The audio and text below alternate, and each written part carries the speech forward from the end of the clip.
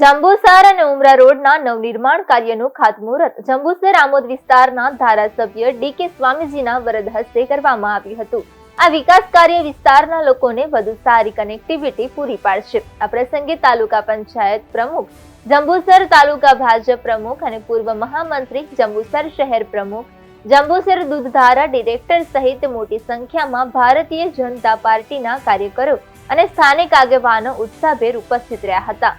ધારાસભ્ય ડી.કે. સ્વામીજીએ આ પ્રસંગે જણાવ્યું હતું કે આ રોડનું નિર્માણ થવાથી જંબુસર અને ઉમરા વચ્ચેનો પ્રવાસ સરળ અને ઝડપી બનશે, જે સ્થાનિક લોકોની લાંબા સમયની માંગ હતી। તેમણે વિસ્તારના સર્વાંગી વિકાસ માટે કટિબદ્ધતા વ્યક્ત કરી હતી અને ઉપસ્થિત સૌ કાર્યકરો તથા નાગરિકોનો આભાર માન્યો હતો।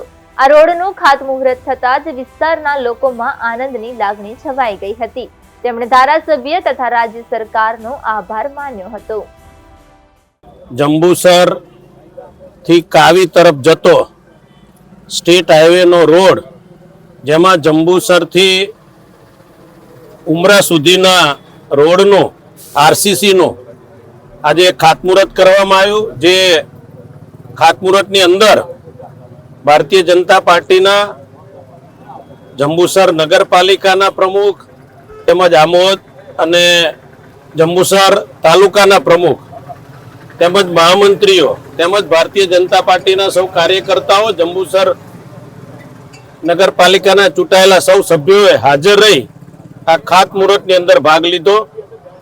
આ રોડ ટૂંક સમયમાં પૂર્ણ થાય અને લોકો આનો ખૂબ સારો ઉપયોગ કરે એ હેતુથી આજે જ્યારે ખાતમુહૂર્ત કરવામાં આવ્યું છે ત્યારે હું ગુજરાત સરકારનો હૃદયપૂર્વક ખૂબ ખૂબ આભાર વ્યક્ત કરું છું।